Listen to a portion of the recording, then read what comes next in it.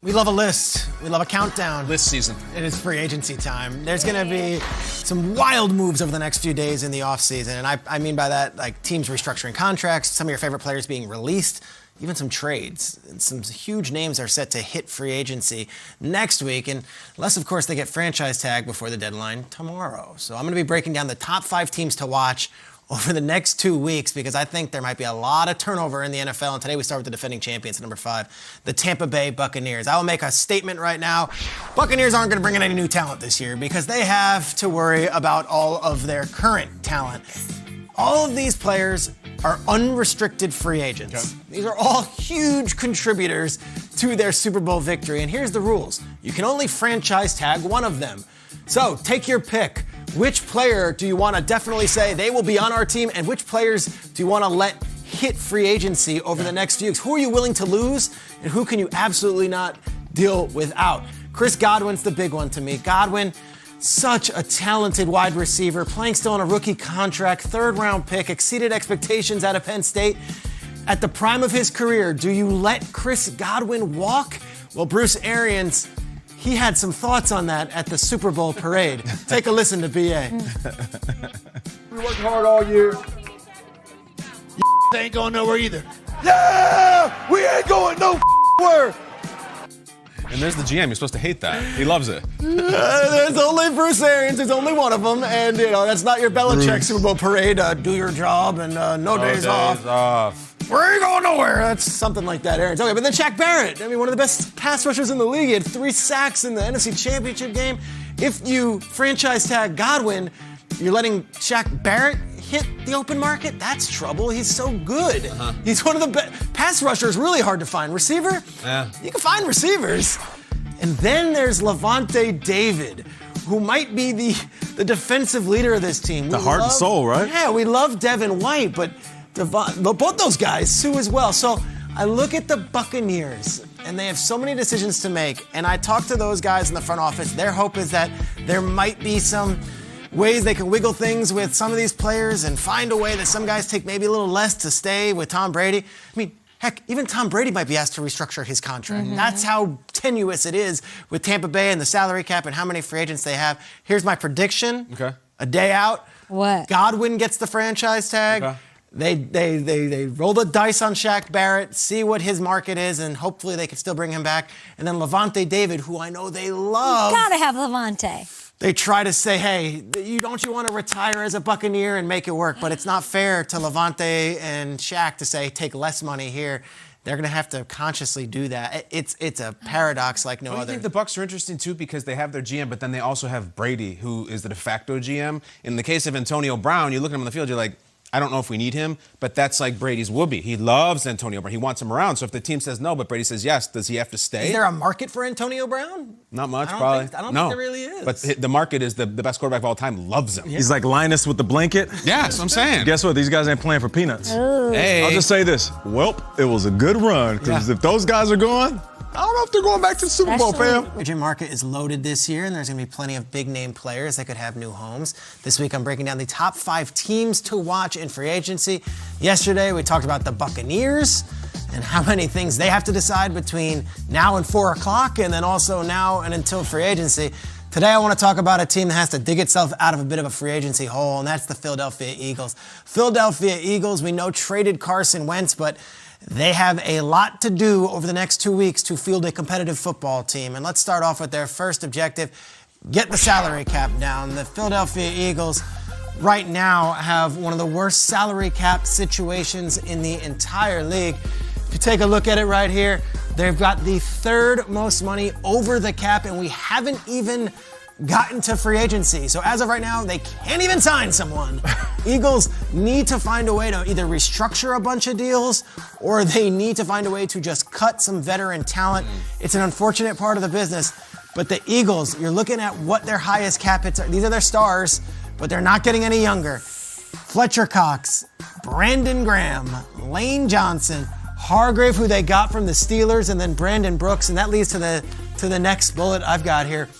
Got to determine which one of these guys are trade-worthy because, truthfully, if you're going to do anything, you might have to trade up Brandon Brooks, and I know that hurts. Brandon Brooks has been a legend for the Eagles. Might have to consider trading a Fletcher Cox. That sounds insane. He's a franchise pillar. But this salary cap situation is so dire for the Eagles that they might have to make some moves. Look, Alshon Jeffrey, Deshaun Jackson, they've already started making these types of moves. We know Jason Peters is a free agent, but gosh, they might have to get rid of some guys that the fans love and the fans have watched them win Super Bowls with. Number 3 on the bullets here. Get a veteran quarterback on the cheap.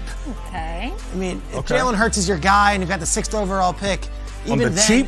On the cheap, mate. They don't have any money on the cheap, so who's on the cheap? Well, you've heard Chase Daniel possibly being a trade option.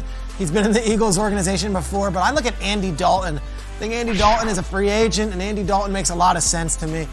No other reason than, look, could still play quarterback, isn't going to get top quarterback dollars, walks in a room. Now, he doesn't know Nick Sirianni. They never worked together. I'm just throwing Andy Dalton there because I looked at a long list of free agent possible quarterbacks, and there's your Ryan Fitzpatricks, there's your Alex Smiths. To me, Dalton, you can get inexpensively and can maybe help Jalen Hurts along, and then if you need him, can step in. But, gosh, I know this feels like a depressing segment. This is for tepid, Eagles Peter. fans. But that's the point. It's End of authentic. times, guess what? You need a lot from the Travis Fulghams. You need a lot from the Greg Wards. A lot from the coach. Is this a good coach? And you're I going to don't need a know. lot from Nick Sirianni, which leads me to the conversation with you guys. They're number 4 on my list because of these dire times. First-year head coach who no one knows anything about beyond maybe the Colts and Chargers organization. Yeah, I don't know. A first-year starter in Jalen Hurts who played 4 games last year and didn't exactly light it up, went 1-3. And this huge uphill battle with the salary cap. So I guess, Nate, I'll ask you first. Yeah. What do Eagles fans have to hang their hats on, and what can they look forward to this offseason? What would you even think is something to be optimistic about as we head towards maybe back on the upswing after a very tumultuous past few weeks in Philly? Very intrigued by the quarterback conversation. I know you said get a quarterback on the cheap. You mentioned a couple guys, Chase Daniel. You also mentioned Andy Dalton. But I feel like that's a significant drop-off athletically from Jalen Hurts. And if you're going to bring a quarterback in, you would want some guy where you don't have to adjust your offense completely when he gets into the game. I know Marcus Mariota is still under contract, but rumor is that he's asking to be released, or maybe they just release him because they don't want to pay him the $10 million. What if he becomes available? Or maybe even you trade for him and say, we bring in a veteran guy who's also athletic, who can also run with the ball. So if Jalen Hurts is banged up, or you know what? They pull a Tua Tagovailoa with Fitzpatrick and say, you need to sit down in the second half because things are moving too fast. You put in Mariota, and you don't have to change the O. For me, I would like a quarterback for the cheap, but I also want him to be a little bit of a reflection of what they already You want have. him to compete for that gig with Hurts. And that's really, Yeah. if you're bringing in Mariota, he's not there to hold a clipboard. Yeah, and I like that type of pressure. I don't like bringing in a guy who is a true number 2. He's just going to sit back and play the Nick Foles role and play hero if he has to.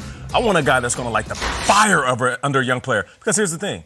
Jalen Hurts was exciting to watch. Yeah. Has he slammed the door that he is the franchise face yet? Is Mariota the guy that's going to light a fire under his butt? I believe so, yeah. Nate likes Mariota a lot. I do.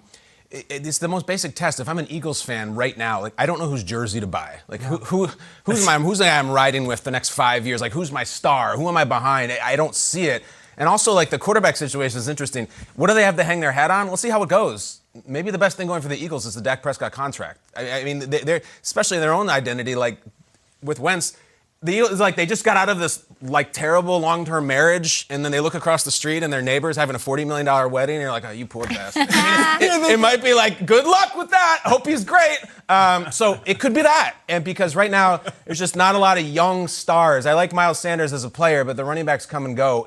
There's a lot of work to be done, and yet I still feel like it is an entirely winnable division, and they could be the champs next year if Jalen Hurts is good. I understand the value of bringing in a veteran quarterback that can move him and motivate him. You have to find, I don't know if you can do both since you have no cap space.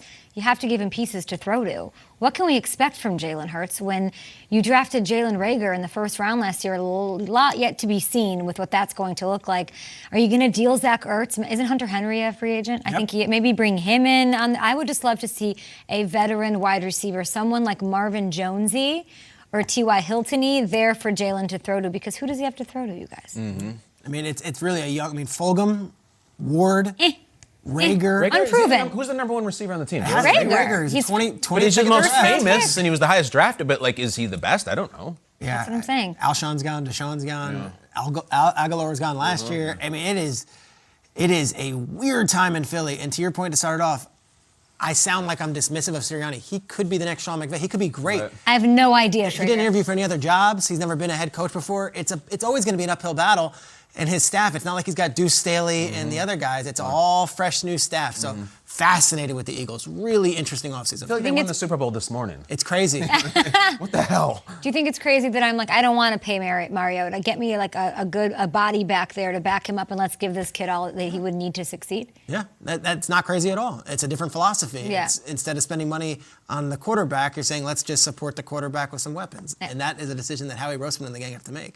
It's all about free agency this week and next in the NFL, and a lot of your teams that you're watching, if you're a fan, you're saying, what is my team doing? Well, we're going to try to do our best to kind of give you some strategies and maybe take some shots on what your team is up to over the next 14 days. This is the top 5 free agency teams to watch, and we've already done the Buccaneers at 5, the Eagles at 4, who are in salary cap hell.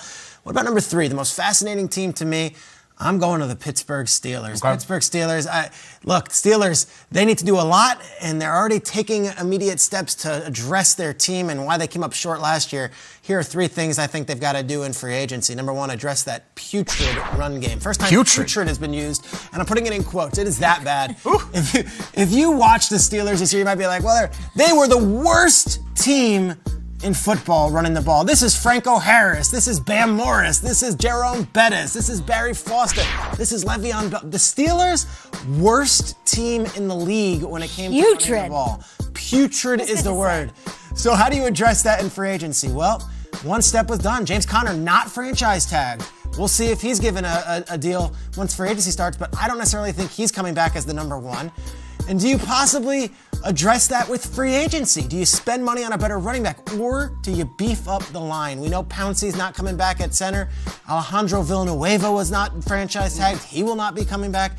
There are some serious question marks on the offensive line and in the running game. And for the Steelers to do anything next year, the putrid running game needs to be addressed. Coming in with some hot fire here on a Wednesday morning. Number 2, all right, Big Ben said, I'm going to take a salary cut. Take $5 million, no gimmicks. This isn't one of those restructures. He literally said, I will make $5 million less. Go use that money. Put Big Ben's salary to use. Here are some of the notable free agents. Do you want to bring back one of these guys? They all were pretty good. I look at them as good Steelers, Bud Dupree especially at the bottom. Or do you hit free agency and say, okay, this is going to be able to afford us a couple more players? Guys that maybe can make a difference, whether it be at the tight end position, whether it be on the offensive line, or whether it be at the defensive spots where they actually had holes when there were injuries last year. Steelers were amazing until the injury bug hit them on defense. Look, you don't get a quarterback often saying, here, just take $5 million. Brady does it all the time. He restructures, he makes a deal. We're watching quarterbacks sign $40 million deals. Ben, I'm not saying Ben's the most noble guy in the world for doing it. He's made $262 million over the course of his NFL career. In fact, I read Big Ben has made more as an NFL player than any player in the history of the sport. $262 million with all the I contracts. thought it was still Sam Bradford. It's not Sam I was going to say Bradford. Sammy B. Roethlisberger. So he's saying it was Chase Daniel and Ben Roethlisberger. Yeah, Daniel cleans it up. Roethlisberger saying, here's $5 million. It's almost saying, we've had a great run. Here it is. I'm going to give you, make use of that money. Okay. I don't know who that is or what that is, but don't put that to waste and don't not use it. And lastly, here we go. Make Canada great again. What is Canada? It's Matt Canada. It is the offensive coordinator. It's Terrence and Phillip. No, it's the talking about offensive Chase coordinator. Claypool. Talking about Chase Claypool, Okay. sure. This is the guy. You're saying, who is Matt Canada? He's been around the league. Tell me about him. The 20-year vagabond as far as college coaching goes. They could have hired anybody as a new offensive coordinator. This is who they hired, and what he does, he's been the quarterback's coach last year, is a lot of pre-snap motion, a lot of jet sweep. How are you going to make that work? Well, you have to bring in some skill position players, and you need to have a better offense than what we saw last year down the stretch. Free agency can be a lot of things. It could be, it's a lot of times teams sit back and wait. A lot of times they bring back their own players. Steelers have just enough salary cap space now and are letting enough guys walk out the door where they could make a splash signing, or they could just get a lot of cool key pieces that could contribute. I think the Steelers are at this really interesting fork in the road. Yeah. Ravens, Browns, Bengals, they're not going anywhere. And they're on the only rise. Getting better. They're on the rise. Steelers, I'm not sure. Kay Adams, what is the most perplexing thing as far as the Steelers go? That they have a window that Ben gave money back, and do front offices think about the next year? You have Minkah Fitzpatrick, you have TJ Watt. I imagine that went into their decision to not tag Bud Dupree, who's an impactful player. Before his ACL injury, they were 11-0, then they were 1-5 without him. Does that factor into what they're doing, the decisions they're going to make for this year? Because they want to win the Super Bowl this year, but they also have to think TJ Watt, Minkah Fitzpatrick, two absolute forces we need to pay later. Absolutely. That said, you could franchise Bud Dupree, and it won't even affect that next year. If you wanted to say, hey, for one more year, we could kick the can down the road. Bud Dupree is now a free agent, coming off an injury, but in December. They missed him huge last year. They were 11-0 with him in the lineup. They were not without. Sometimes we get too caught up in when Steelers football was Steelers football, and you run the ball, and sometimes it's no, go to a modern offense. And yet I look at their division, the Browns run the hell out of it, the Ravens, the Bengals, they all do that, and the Steelers are just completely missing. So, Peter, Matt Canada, is this his real name? You've investigated this actually? Are they going to have the strange brew offense and inject young blood into the... What's this guy? Is this guy going to run the ball? This is the Schitt's Creek deep pass, dude. Hey, baby. Let's go. Yeah, no, look, this is what they're putting their eggs in the basket. That's where they are right now, by the way. Yeah, and he was the offensive quarterbacks coach last year, so it's not such a rip it up and start anew, but he wants to do some different wrinkles. I don't know if they've got the skill position players or the run game to do it. No doubt about it. It's the putrefaction of the situation straight. It's the rotten smell. Peter scoffed at $5 million that Roethlisberger gave back. You said it's pennies. No, it's a lot. I was saying... But he's made so much. That's a big deal. It's a huge deal. And for them to convince him to do that's a huge deal. They better use it right, is what you're saying. And I like the fact that he cut his salary, and I've said it before, I like the fact that he cut his weight, cut his beard. He's going to have to cut the mistakes. And listen, regardless of what they do with the offense, pretty sure they're going to let James Conner walk, Juju Smith-Schuster walk, and they have wide receivers and some running backs, but they're going to have to address the offense because it was good enough to have an 11-0 record and then fell apart later on in the season. You were spot on, Shregs. Aaron Jones to the Steelers. I like it. Can they pay him? No, I don't think so. Free agency starts next week. Your team is going to look drastically different before the NFL draft, and it's between now and then, and figured let's get down to brass tacks. Okay. And let's count down the top 5 most intriguing teams going into free agency this week. We've already done 3 of them. We've done the Buccaneers, the Eagles, and the Steelers. We're at number 2. It's Thursday. And I want to look no further than Foxborough, Massachusetts. The New England Patriots. What are they going to be doing over the next few weeks? This is one of the most fascinating teams in the entire NFL without a ton of salary cap space. Let's break down why they are the top team, or top 2 teams for me. Let's go. First of all, what the Patriots need to do, they need to decide on who's going to be their quarterback. Last year, they waited until July and signed a Cam Newton that hadn't thrown a football in a long time, threw a playbook at him without any training camp and said, all right, Cam is going to be our quarterback and let's go. And it started off all right, and then it trailed off towards the end. They missed the playoffs. Is Cam coming back? You would have to sign him for a free agent deal. Last year, he signed for the veteran minimum. I don't know if Cam Newton's willing to take that hometown discount again. I don't know if the Patriots want Cam Newton back. It is an option.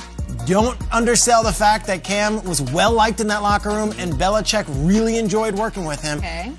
Bill Belichick does not give commentary like that often. All right, so Cam is a possibility. What about this?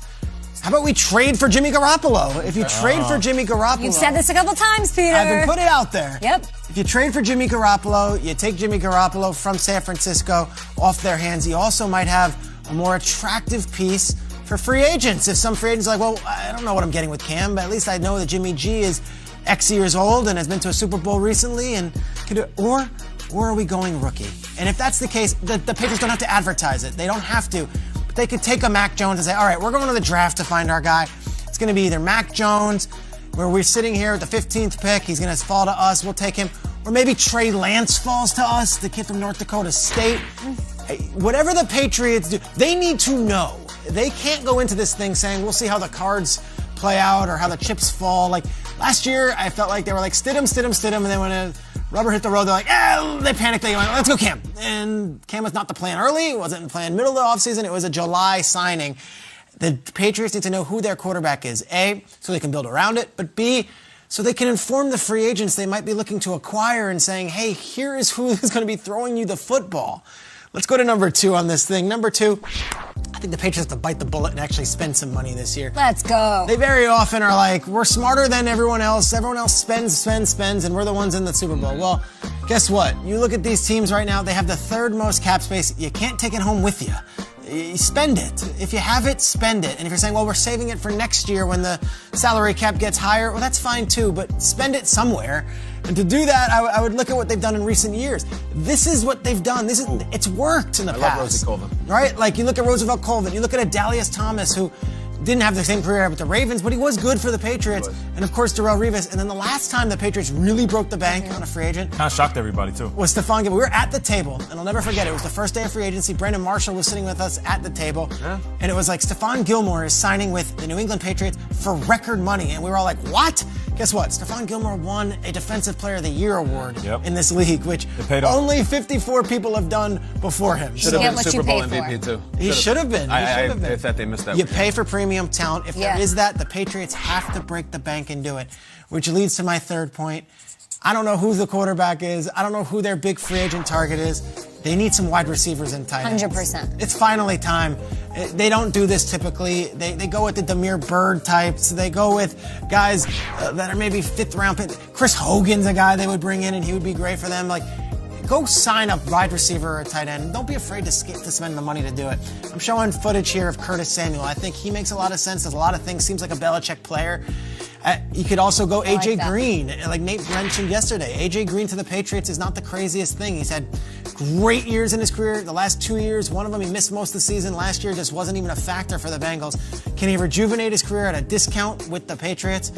Or then I go to this 3rd one here. Corey Davis was a top 5 overall pick in this NFL. Forgotten. Top 5 pick. He's a free agent. He's good. A good season, I Good thought. number 2. Yeah. Could he be a number 1? You put him with Belichick. You say, okay, Corey Davis, you had that high draft profile. You went to Tennessee. You're coached by a similar coaching staff in Vrabel, who Belichick knows. Hunter Henry could be an option. He's a free tight end right now, a complete undrafted free agent. Does he make sense? Because you look at that team, and is Devin Asiasi really going to be the future at tight end? Or you get back the tight end who they didn't have last year, who was missing it with COVID. The Patriots need talent at the skill positions. Kyle, I look to you. You've been talking about the Patriots making a swing. We all have. What's the move you'd like to see from New England in the next couple of months? The word that keeps coming up is splash. Splash. The splash that matters is the one that almost happened when their former quarterback threw a trophy across the boat after he'd won a Super Bowl. Splash. The Patriots play the NFC South next year, which means inevitably the Tampa Bay Buccaneers are going to go to Gillette Stadium. Oh, I love it. Who's waiting for him? Who is the quarterback? The ones you mentioned, the one I like the most is Garoppolo for them. But I don't know if San Francisco's done with Garoppolo, and I think San Francisco likes Garoppolo. That's my favorite option, but I don't think he's going to be on the market. Yeah, I like the quarterback conversation. You mentioned Cam, Jimmy, and, of course, a rookie.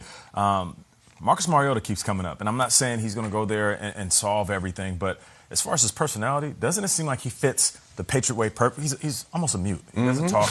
You can go up there, show up, and at the very least, push the starting quarterback, but also number 2, hey, big spender. Like that right there is going to be what makes them either a contender or not. If you're a wide receiver and you don't know the quarterback situation, that's up in the air. I think that Bill Belichick, who needs to do this finally, is going to have to dish out more money. How do you lure you in here without knowing who a quarterback is? We're going to break you off. Have made a hire. They have hired Mike Nicolini as their strength and conditioning coach. If you're not aware of Mike Nicolini, you don't watch our show every day. Kyle Brandt, you know Mike Nicolini because he was the dark knight of the 49ers coaching staff during their 2019 Super Bowl run. Let's go back down memory lane. Get to know new Jets strength and conditioning coach Mike Nicolini from his Good Morning Football debut. He is the Saleh Wrangler, the get back coach. Let me tell you something about this. Last year, this guy was an intern. We all had internships. We tried to get him. Saleh is his whole job. Keep him on the field, because as you know, a get-back coach, it's almost always, he's got him by the shirt.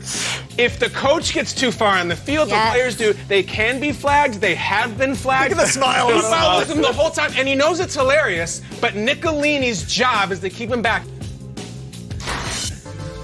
Congratulations to Mike Nicolini. It's a good segue. Yeah, he was the get-back coach for Saleh. He's now the dude for the Jets. And I like that he was paid for that internship. Absolutely. Paid internship. Here we are. It's time to continue the countdown of our top 5 teams to watch at free agency. We've now reached number 1. We've done Buccaneers, we've done Eagles, we've done Steelers, we've done Patriots, and let's stick it right here in New York where we're talking about Mike Nicolini. Now, all right, let's talk about the New York Let's Jets. go. Number 1. So what do the Jets have to do? Well, the Jets have a ton of money, second most cap space in the entire league right now, where everyone else is cutting players. The Jets can actually sign players. First things first, go get guys that fit the culture. Don't just spend money on players because of highlight. Culture, culture, culture. That is what Robert Saleh is pitching, and that right now is what the Jets have.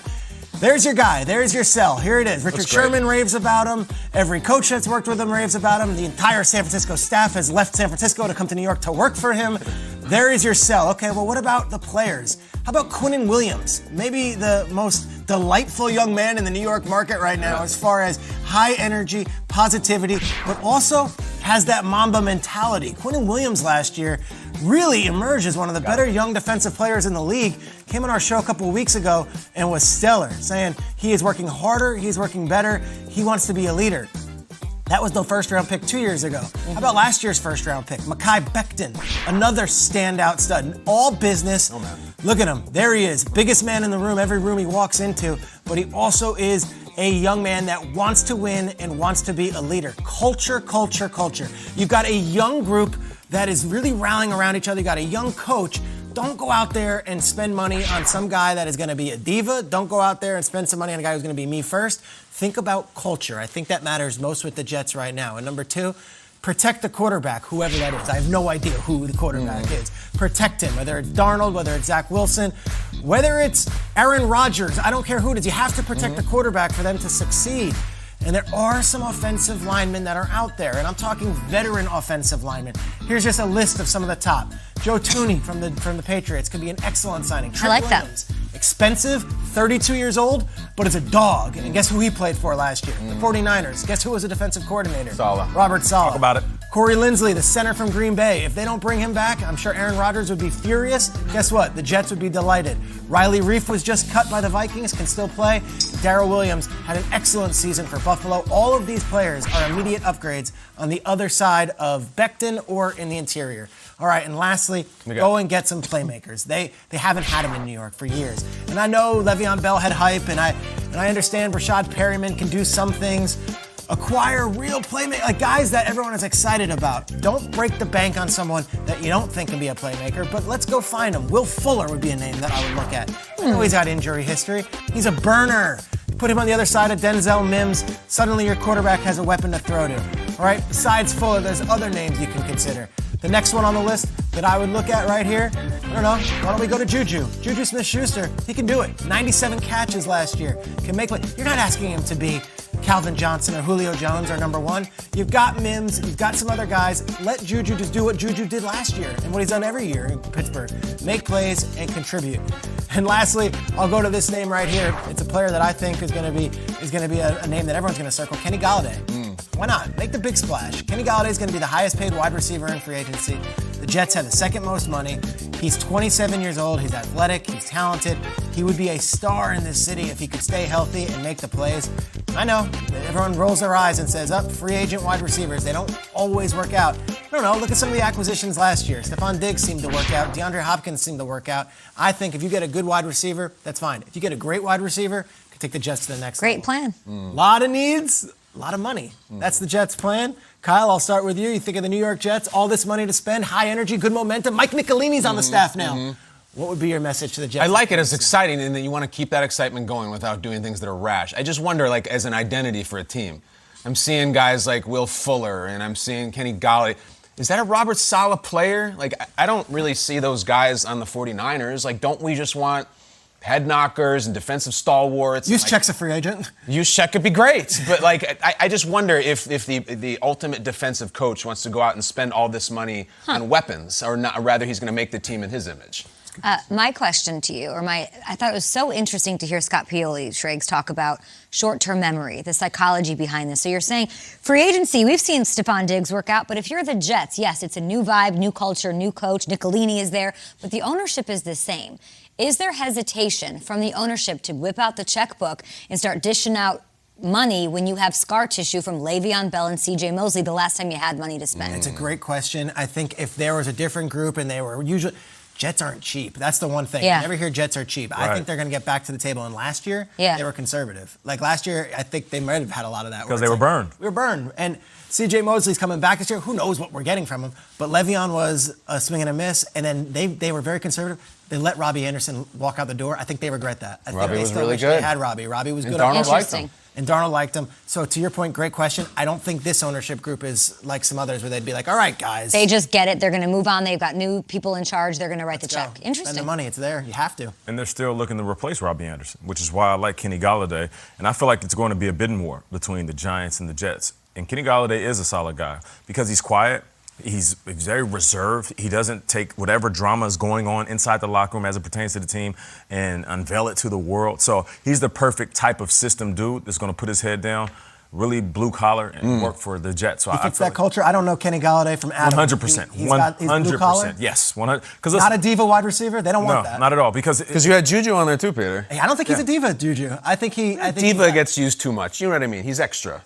Yeah. That's Juju in New York works. I think it works for him, and I think it works for the media. I'm just interested if it works for Saleh. Like, what time? I didn't see Juju Smith-Schuster on those Niners teams, that type. I don't know if he's into that type of it stuff. works if you're winning. It works if you're winning. Well, that's not good. That's not good enough. We can't guarantee they're going to win. What I mean, what I mean by that, get you to be a winner. What I mean by that is Juju could do the same thing on a winning team and nobody complains. But he does the TikToks and he's out in the city. He's going to events. On a losing team, he's doing too much.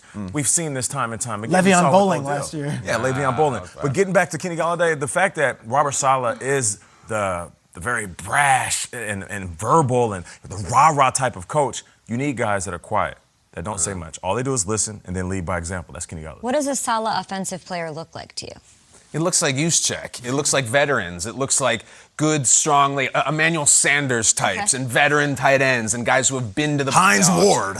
Yeah, they're going to hit. They're going to work. Like, maybe that's just a myth, and maybe that's just window dressing how he is, and he's going to go out and spend it on young TikToking wide receivers. Maybe they don't make that. Maybe they don't make those guys. But that's what it looks like to me. Maybe they don't, Nate. I feel Who knows? like Juju on those back pages would be something else. Yeah, the week. wordplay is off the every charts. week.